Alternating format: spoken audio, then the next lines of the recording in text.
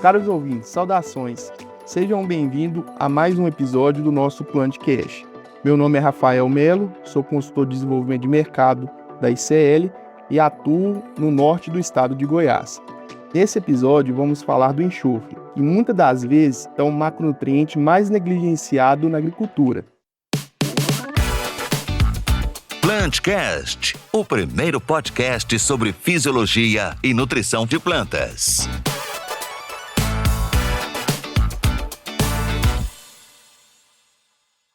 Para esse importante bate-papo, recebemos aqui hoje o professor Walter Casarim. Antes de passar a palavra para o professor, vou tomar a liberdade de fazer uma breve descrição do seu currículo. O professor Walter possui graduação em agronomia pela Unesp de Jaboticabal e graduação em engenharia florestal pela Exalc, mestrado em solos e nutrição de plantas pela Exalc, doutorado em ciência do solo pela Escola Nacional Superior de Agronomia de Montpellier, na França. Já trabalhou com pesquisa e desenvolvimento na indústria e empresas do segmento nutrição vegetal. Foi diretor adjunto do International Plant Nutrition Institute, IPNI, Programa Brasil, por 8 anos. Atualmente é professor do curso de especialização do Programa Solo Agro, Exalc-USP. É coordenador científico da iniciativa Nutrientes para a Vida, sócio-diretor da Fertilitar Consultoria Agronômica e também atua como colaborador técnico do NPCT. Seja bem-vindo, professor Walter. Rafael, muito obrigado por sua apresentação. Quero agradecer muito a ICL pelo convite para participar desse podcast. Fiquei muito honrado porque eu fiz parte da primeira geração da ICL quando era Produquímica, então para mim estar de volta aqui com vocês é sempre uma grande honra. Muito obrigado e estou à disposição de vocês para a gente conversar. Participa conosco também do Plantcast a doutora Carla Vilaça, fisiologista e consultora de desenvolvimento técnico da ICL. Obrigado, Carla, por estar aqui conosco, contribuindo em mais um Plantcast. Eu que agradeço o convite, Rafael. Uma honra participar desse Plantcast com você. Uma honra poder conversar hoje com o professor Walter Casarim, a quem eu tenho uma grande admiração. Então, estou muito feliz com o convite de vocês e tenho certeza que nesse episódio os nossos ouvintes irão aprender muito, sobretudo sobre o tema, de hoje, que é o enxofre. Professor Walter, antes de aprofundarmos na temática de enxofre na planta, explorando os aspectos fisiológicos e sua dinâmica no solo, você poderia nos explicar por que tem sido cada vez mais recorrente o fato do enxofre limitar boas produtividades e, ao mesmo tempo, tem sido frequente a constatação da deficiência de enxofre nas plantas cultivadas? Será que estamos subestimando o enxofre dos nossos sistemas mais modernos? Ô, Rafael, primeiro, Carla, também um grande e enorme prazer estar junto com você aqui. A Carla eu já conheço há muito tempo e obrigado também por fazer parte desse time aqui para a gente conversar sobre enxofre. Rafael, eu vou fazer aqui uma lembrança da aula do professor Malavolta. O professor Malavolta, talvez um dos grandes nutricionistas de plantas que nós tivemos no Brasil e, quem sabe, até no mundo. E o professor Malavolta, na sua aula, sempre comentava que o enxofre era um elemento esquecido, né? Ainda eu tenho dúvida se ele não continua sendo esquecido, tá? Por que esse esquecimento? Quando a gente vai avaliar o quanto que a gente aplica de fertilizantes, ou quais são os tipos de fertilizantes que nós aplicamos na nossa agricultura, eu vou, sem medo de errar, dizer que 70% a 80% é ureia, MAP e KCl. E nenhum desses três tem enxofre. Então, nossa adubação, no primeiro momento, já não leva enxofre para nossas culturas, tá? Um segundo ponto que eu gostaria de adicionar: os solos tropicais são solos que têm teores baixos de enxofre, até por sua característica de ser mais arenoso, de ser profundo e de nós termos muita chuva. A dinâmica do enxofre faz com que esse enxofre desça no perfil.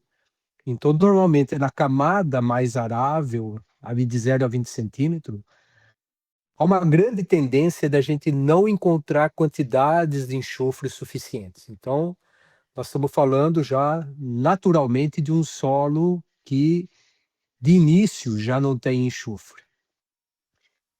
Aí, dentro da sua pergunta, você fala de o que tem limitado essa produtividade, né? Bom, hoje nós estamos trabalhando com cultivares que são mais produtivas. E quanto mais produtiva, maior é a exportação de nutrientes que são feitos por seus produtos, né, grãos, folhas, frutos, né? E esse sistema de alta produtividade vai começar a exportar também mais enxofre. Ou seja, nós estamos retirando o pouco enxofre que tem no solo, né, através da exportação das colheitas. Esses sistemas intensivos também que a gente está vivendo hoje, de 2 ou 3 culturas, né, fazem com que essa exportação ela se torne mais intensiva e mais problemática. Então, se eu for colocar isso como uma conta de banco, eu estou muito mais retirando dinheiro, eu estou muito mais retirando enxofre do que depositando enxofre, né.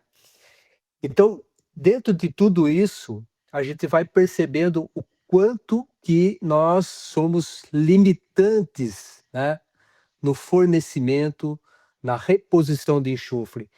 Então, de certa forma, nós estamos permitindo deficiências de enxofre para as nossas culturas, tá?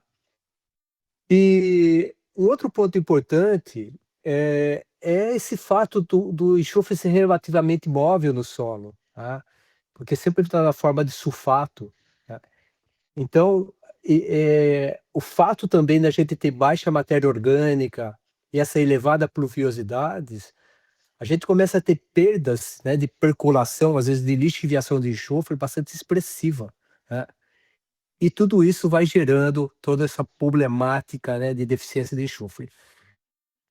Dentro da sua pergunta, você me faz ali uma afirmação assim, se nós estamos subestimando o enxofre nos sistemas modernos.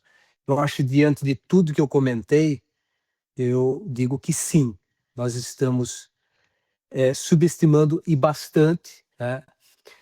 Então, como durante muito tempo o enxofre foi visto como um nutriente esquecido, como o professor Malavolta falava, ou ele é um nutriente secundário, né?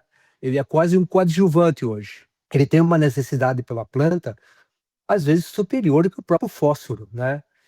Então, em muitas situações, estamos realmente subestimando o enxofre, e há casos em que a resposta econômica ao enxofre é comparável ou até superior obtida com outros macronutrientes, né? Principalmente em áreas de alto teto produtivo.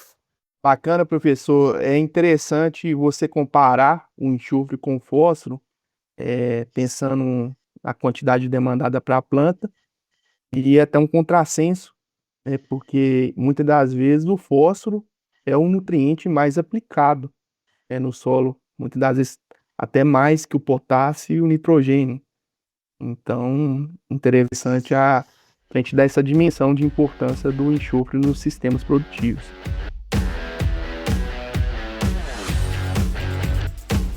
Professor Walter, e aproveitando que o senhor trouxe, né, esse destaque para o enxofre e que estamos, né, no campo negligenciando às vezes essa adubação, para o nosso ouvinte entender melhor, né, o papel do enxofre na fisiologia da planta, e já que ele é tão importante quanto o fósforo, né, o senhor poderia nos destacar, né, qual que é o papel do enxofre na fisiologia da planta, quais os principais mecanismos de atuação, do enxofre, e E o que que isso, né, o que que essa nutrição com enxofre, ela pode, afetar a produtividade das culturas?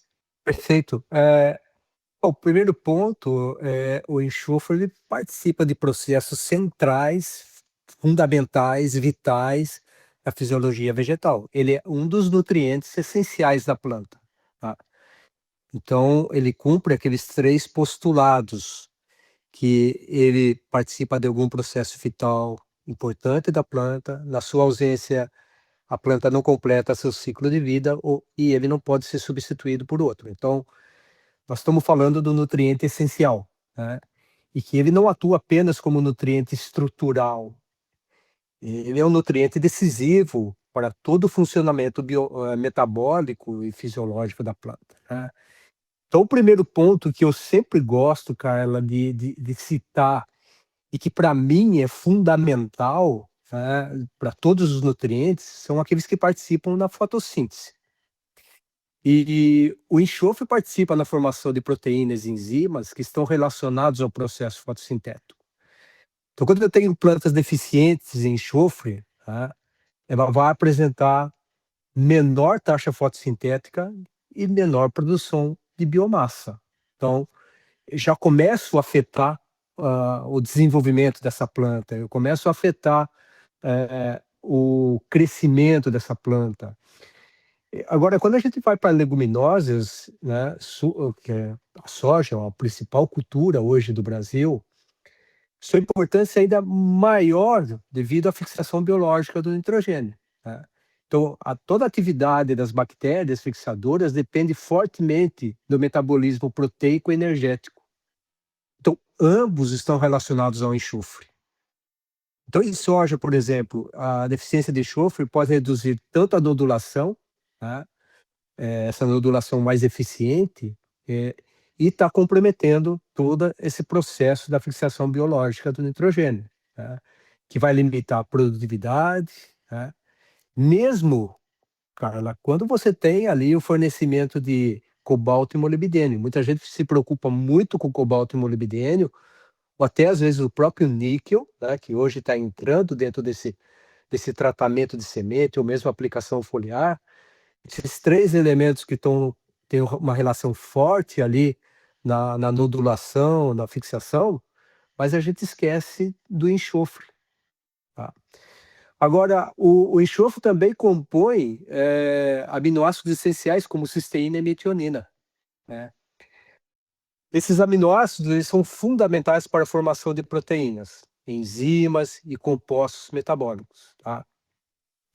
Isso significa impacto direto não apenas em produtividade, mas também em qualidade de grão. Então a gente não fala só em produção, mas também qualidade. Então quando a gente está falando de soja, a gente está falando de feijão, a gente está falando de trigo, né?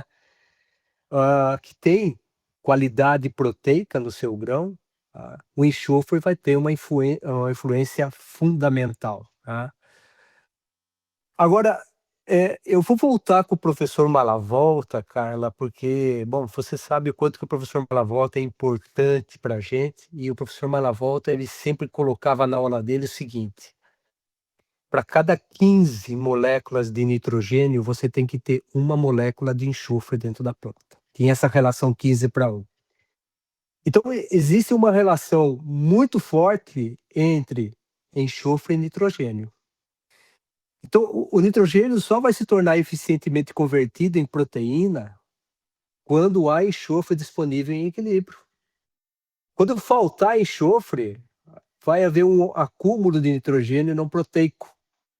Isso aí vai reduzir a eficiência do uso do N. Então, nós estamos falando, eficiência da adubação nitrogenada, ela é intimamente ligada a essa disponibilidade de enxofre da planta. Senão você não tem. Não há conversão de N proteico sem enxofre, né? Então, na prática, isso significa menor enchimento de grão, menor teor de proteína e, frequentemente, maior suscetibilidade a doenças e pragas devido ao desequilíbrio metabólico. Então, a gente saiu um pouco até do aspecto nutricional e fomos para o aspecto de proteção da planta, que está todo relacionado nesse metabolismo secundário, onde o enxofre participa da formação de compostos importantes para a defesa vegetal, né? Mas também o aroma, qualidade industrial, resistência a estresse, né? Então, a hora que a gente começa a somar todos esses fatores, a gente vai vendo o quanto que o enxofre é importante, o quanto que ele participa em várias partes, né, dos processos metabólicos da planta, né? Então, uma grande oportunidade econômica ainda é a melhoria, né, que a gente tem que ter da eficiência da adubação nitrogenada, tá? E talvez esse seja um grande problema que a gente está deixando de ganhar, o produtor está deixando de ganhar, porque ele não relaciona a adubação nitrogenada com a adubação de enxofre, né? Tem aquele investimento pesado em nitrogênio, mas não tem um equilíbrio com enxofre. Então, eu acho que talvez aí, de tudo que a gente comentou, hoje com a situação de preços altos de fertilizantes, né, eu acho que esse equilíbrio o produtor não poderia deixar passar. Excelente, professor Walter. E eu vou só reforçar o que o senhor disse para os nossos ouvintes, né, que é essa importância da relação do nitrogênio com o enxofre. Como o senhor bem comentou, o professor Malavolta já fazia essa relação do 15:1, e às vezes investimos bastante na adubação nitrogenada, e esquecemos do enxofre, e o metabolismo do nitrogênio caminha junto com o metabolismo do enxofre na planta. Então, os dois precisam estar, a nutrição com nitrogênio e com enxofre precisa estar bem feita para que a gente alcance altas produtividades. E outros dois pontos que o senhor trouxe que eu achei também muito interessante é a questão do enxofre na fixação biológica do nitrogênio.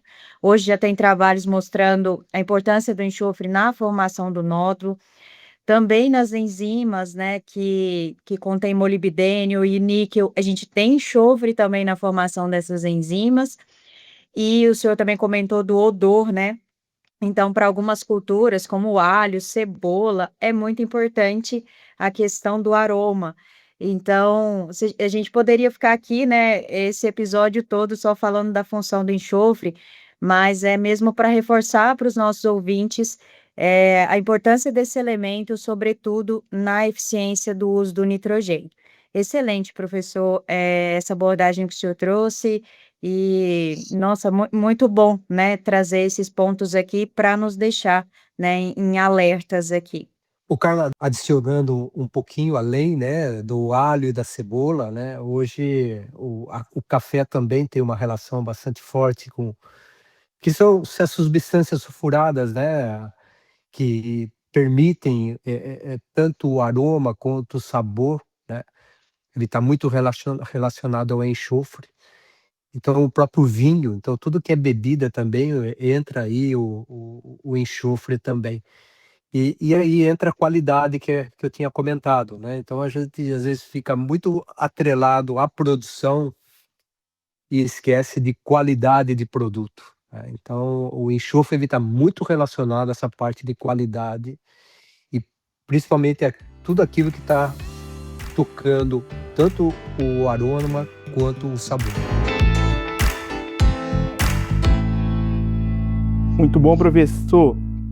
Feita essa excelente contextualização da importância do enxofre, agora caminhando um pouco para o lado prático, né, para que nossos ouvintes possam colocar em prática essa importância do enxofre, eu queria te perguntar quais são as estratégias mais eficazes para o fornecimento do enxofre via adubação?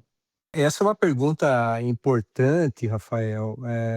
Quando a gente está falando de sistemas intensivos, de alta produtividade, talvez a gente tenha que caminhar para uma estratégia que seja mais eficiente, né? Quando a gente fala de enxofre. E talvez aí a forma mais correta da gente fazer isso é um planejamento dentro do sistema que nós temos hoje, porque a gente não trabalha mais com cultura, mas sim com sistema, né?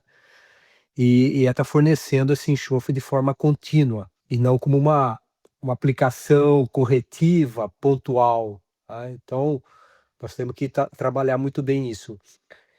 E o primeiro ponto que eu digo para que a gente deveria considerar é a gente entender como que é o balanço de exportação do meu sistema, né? Então hoje a gente tem sucessões como soja milho, soja algodão, sistema com gramíneas de alta produção, de palha, né, que remove bastante enxofre ao longo do ano, né? Então a gente tem que pensar em estar repondo esse enxofre de forma também intensiva, tá? E aí entra um pouquinho, ó, como que eu vou combinar essas fontes? Porque eu acho que aqui entra bem as fontes, tá? E como eu gosto muito de histórico, né? Quando a gente começou a desenvolver o Sulfurgram, eu posso falar do Sulfurgram aqui porque eu estou na casa do Sulfurgram, né? E quando a gente vai na Produquímica, na época da Produquímica, começou a trabalhar desenvolvendo o Sulfurgram, eu tenho um nome muito importante, que era o Marcos Rocha, um agrônomo, que era um dos grandes idealizadores do Sulfurgram, ele era da área comercial da Produquímica, mas quando nós levamos esse trabalho para ser feito pelo professor Malavolta, foi ele quem fez o trabalho para a gente poder registrar o Sulfurgram. Ele olhou para o Sulfurgram e falou assim: esse produto é um divisor de águas da agricultura brasileira. Porque a gente estava levando um produto, né, não sulfato. Fala assim, mas o sulfato é ruim? Não, ele tem uma disponibilidade rápida, diferente do enxofre elementar, porque o Sulfurgram ele é feito do enxofre elementar, tá? Mas, por ser rápido, ele entra naquele processo de poder ser lavado no solo, tá? Então, eu sempre fiz o seguinte comparação: quando eu falo de enxofre elementar, eu estou falando de um fertilizante de solo. Eu estou fertilizando meu solo com enxofre. E o gesso, que é uma base sulfato, ele é um condicionador de solo. Então, nós estamos falando de coisas diferentes, apesar de esse enxofre, em parte dele, tá nutrindo a planta. Mas o enxofre elementar, por essa reação que ele tem lá com os tiobacilos, né, com as bactérias do solo, ele tem uma disponibilidade mais sincronizada, né, eu gosto dessa palavra sincronizada, ele se sincroniza com a necessidade da planta, né. E a gente sabe que grande parte da necessidade que uma planta tem de enxofre, ela está muito mais próxima do florescimento. Então, o enxofre elementar, ele consegue levar isso próximo do florescimento, principalmente para culturas anuais, tá. Então, esse é um ponto importante, né, da fonte, quando eu quero realmente sincronizar e fornecer enxofre ao longo desse processo de necessidade da planta dentro do seu ciclo, né. Esse é um ponto, né. Eu vejo também que em sistema que está se construindo o perfil de solo, tá, eu preciso também pensar em matéria orgânica, tá, porque a matéria orgânica é uma fonte importante de enxofre, tá. Então eu tenho que pensar nessa reciclagem de palhada e melhorar a atividade biológica, tudo isso vai favorecer muito e grandemente a minha cultura no fornecimento de enxofre, né.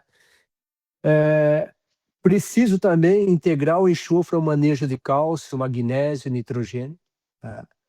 Então, todo esse processo, né, não somente do enxofre, mas também integrado a esses nutrientes, vão favorecer muito a a nutrição da planta no seu todo, né, porque a gente não pode enxergar uma coisa somente enxofre, nós temos que enxergar isso de maneira bastante generalizada, né, dentro do sistema.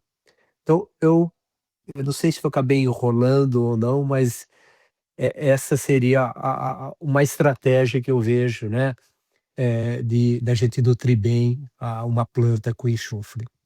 Perfeito, professor. Acho que ficou bem claro para os nossos ouvintes também essa resposta e acho que interessante quando você faz, uma comparação do enxofre alimentar com o gesso. Apesar dos 2 ser fonte de enxofre, mas quando a gente pensa aí nos manuais de recomendações que a gente tem no Brasil, quando a gente vai falar de gessagem, né, a gente nem leva em conta o enxofre. A gente leva em consideração o teor de alumínio na camada superficial e o teor de cálcio também. Então, é interessante a gente pensar, né, nesse fato aí do gesso ser um condicionador, apesar dele ter um enxofre, mas é importante a gente colocar as coisas nos seus devidos lugares. O Rafael, se você me permitir, a gente tem que entender também que em subsuperfície, o íon sulfato, ele se liga ao alumínio, né, para diminuir a atividade de alumínio. Então aquele íon sulfato ele não está disponível para a planta não está comendo ele está diminuindo a atividade de enxofre, desculpa, diminuindo a atividade de alumínio, né?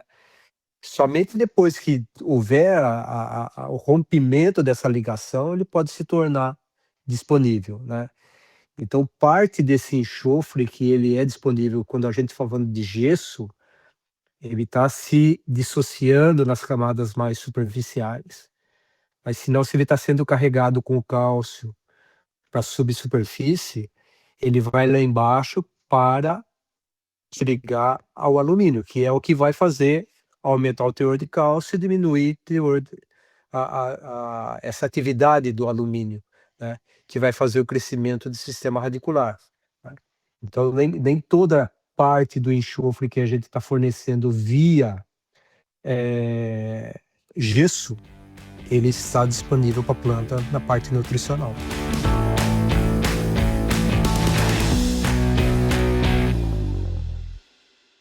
Professor Walter, o senhor trouxe muito bem, destacou a importância, né, do enxofre para as plantas, para a produtividade, para o uso, né, eficiente da nutrição com nitrogênio.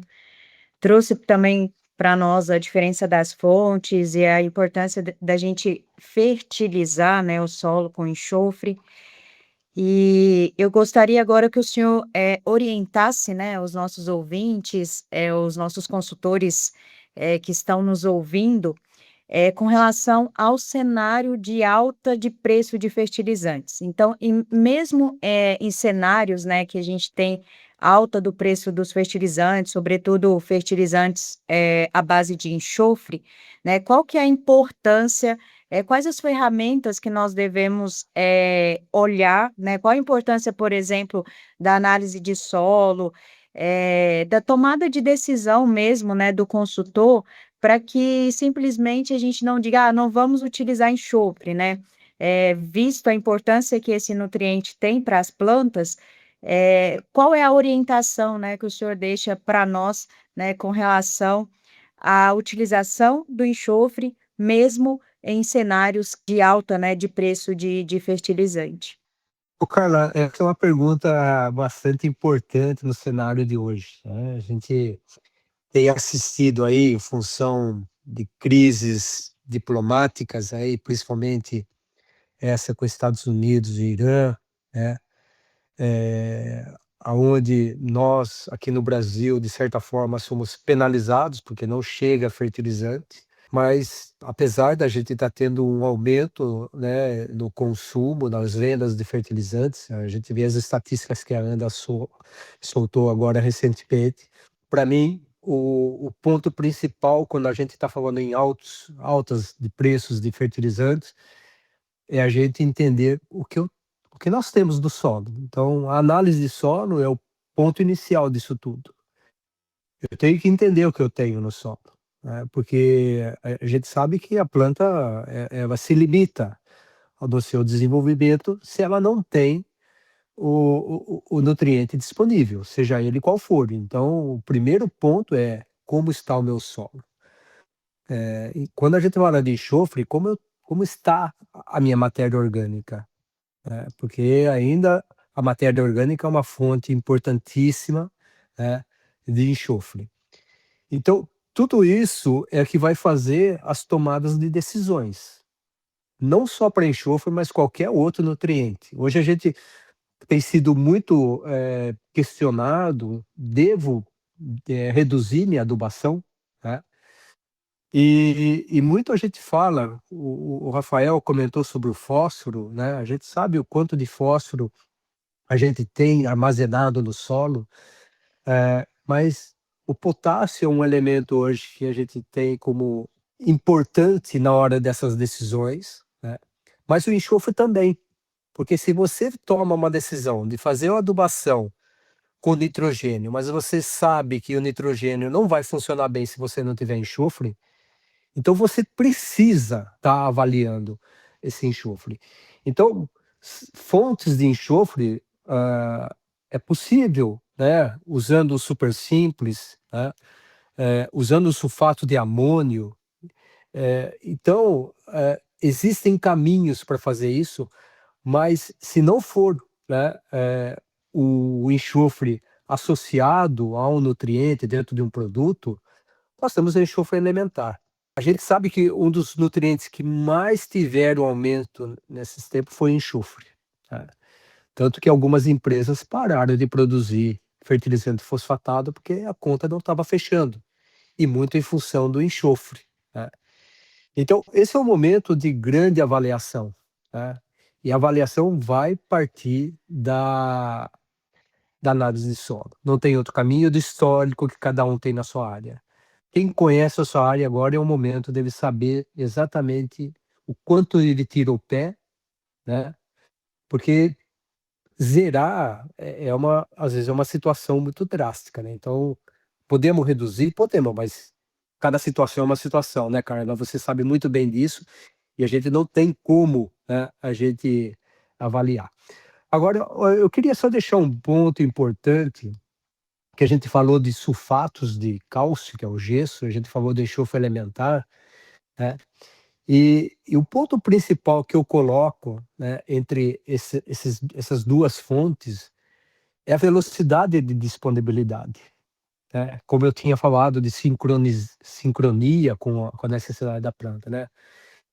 Então, normalmente o sulfato é que é uma forma prontamente absorvida pelas raízes, porque ela tem uma resposta muito rápida. Então, ele tem essa diferença de disponibilidade, né? E quando a gente fala do enxofre elementar, né, que ele precisa ser oxidado, e eu digo para vocês que independente do solo que você trabalhe, seja ele totalmente arenoso ou totalmente argiloso, as respostas das bactérias são muito semelhantes, sabe?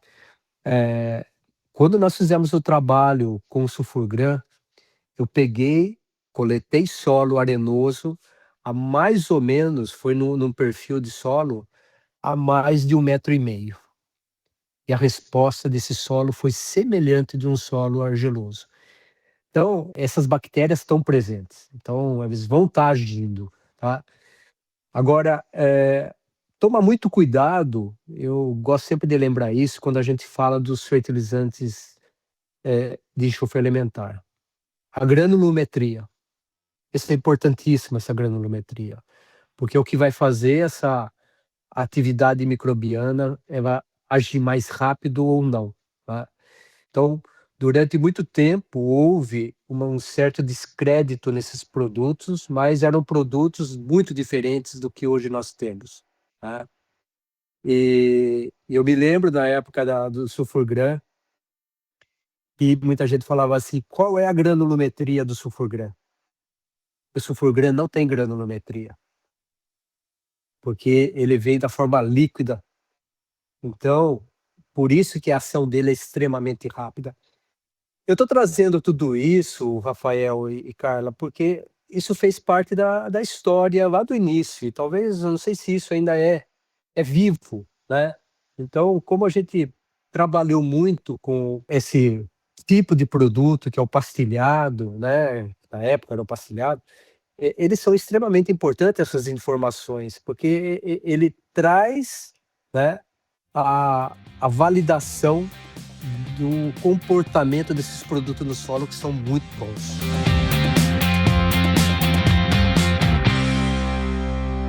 Perfeito, professor, muito obrigado. Quando você falou do enxofre aqui durante o episódio, a gente remete até o barril de Liebig, A gente sabe que para a gente ter altas produtividades, você atrelou muito a questão do enxofre com a qualidade, né? A gente pode estender isso para fruticultura, para a cafeicultura, mas a gente precisa ter pensando em nutrientes de forma integrada. Você falou muito bem da questão do enxofre e nitrogênio, pensando em sanidade de plantas, pensando em enchimento de grão, em soja, isso é muito importante. E a gente vai caminhando aí para o final. E aí, professor, eu queria que você deixasse uma mensagem aí para os nossos ouvintes, uma mensagem final, pensando no que a gente discutiu hoje. Ok. Bom, primeiro eu quero agradecer muito mais uma vez, foi uma conversa muito agradável. Talvez a minha mensagem final, ela vá para complementar um pouco a pergunta da Carla, né? Porque ela me pediu um pouco dessa como a gente trabalhar com enxofre, principalmente de uma forma prática, já que a gente tem bastante produtores e tem aí os consultores ouvindo. Em São Paulo, o nível crítico que está lá em torno de 10 miligramas por decímetro cúbico, né? Esse é o nível crítico em São Paulo de enxofre. Mas a gente tem trabalhado, Carla, de 10 a 15, tá? Então, qualquer coisa abaixo desses valores, a gente tem visto alta chance de resposta ao enxofre, né? E principalmente nesses sistemas mais intensivos, né? E, e o retorno que a gente tem visto, né, ao investimento com enxofre, ele costuma ser bastante elevado quando você tem uma deficiência instalada na sua área. Então, a minha mensagem seria: olhe mais para o enxofre. Talvez ele esteja dentro do barrilzinho que o Rafael está falando, esteja sendo o limitante, né. Então não negligencie esse nutriente. Olhe com mais ternura para ele, né, porque a correção dele pode ser o futuro ou o sucesso da sua produção. Seria essa a minha mensagem final. Muito obrigada, professor Walter, pela disponibilidade, né, em conversar conosco hoje e trazer essas mensagens tão importantes. Eu gostei de tudo, né, que o senhor falou, mas a palavra, né, que o senhor usou agora chamou a atenção de olhar com ternura, né, para o enxofre. E para nós é uma honra, para mim especialmente, é uma alegria, poder conversar com o senhor hoje, e ouvir essas histórias, né, de alguém tão importante e que contribuiu muito, né, para trazer essas fontes, trazer esse alerta, né, para o uso do enxofre na agricultura. Como o senhor mesmo comentou, quando levou para o professor Malavolta uma nova forma, né, de fertilizar com enxofre, ele disse que seria uma nova transformação para a agricultura, então para nós é uma alegria, poder conversar com o senhor, alguém que trouxe e que traz, né, tantas inovações para a agricultura. Então muito obrigada, obrigada pela gentileza de compartilhar todo esse conhecimento conosco, e muito obrigada também, Rafael, pelo convite para participar desse episódio com vocês. Cara, para mim é uma honra poder estar aqui, né? E a gente colocar um pouquinho da história, um pouquinho do conhecimento, né? Eu acho que a gente tem que ainda aprender muito. A gente está sempre aprendendo e eu acho que é isso que faz a agricultura ser interessante, a agricultura ter essa paixão, né, que desperta dentro da gente. Então, muito obrigado. Eu agradeço imensamente. Professor, também gostaria de renovar meus agradecimentos e gostaria também que você falasse um pouco de onde os nossos ouvintes podem te encontrar, pensando em redes sociais. Sim, aliás, muito obrigado pela oportunidade. Bom, eu estou aqui representando uma iniciativa que eu coordeno, sou coordenador geral e científico, chamada Nutrientes para a Vida. A Nutrientes para a Vida é uma iniciativa que busca desmistificar o fertilizante. Então, o nosso público é o público urbano, aquele que está fora do agro. E nós falamos sobre fertilizantes para esse público, para que eles possam entender que o fertilizante é o alimento da planta, é o fertilizante quem devolve os nutrientes para a planta, ou devolve os nutrientes para o solo. E se a gente tem um solo fértil, se a gente tem um solo sadio, nós vamos ter pessoas sadias, porque nessa cadeia alimentar é do solo que sai o nosso alimento, é do solo que saem os nutrientes que nós precisamos. Então, nós estamos no Instagram, Nutrientes para a Vida, tudo junto.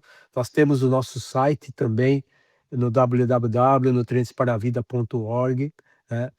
E nós estamos também no Facebook, tá? E no YouTube. Temos várias ações e eu gostaria muito que as pessoas pudessem nos seguir e pudessem entender um pouquinho, né, das nossas atividades. Muito obrigado, Rafael. Agradeço também nossos ouvintes por acompanhar mais um episódio do Plantcast. Se você gostou, não deixe de avaliar nosso programa no seu aplicativo de preferência. Siga nossas redes sociais, Facebook, Instagram, YouTube e também TikTok. Até o próximo programa. O Plantcast é uma produção da ICL, Impacto para um Futuro Sustentável.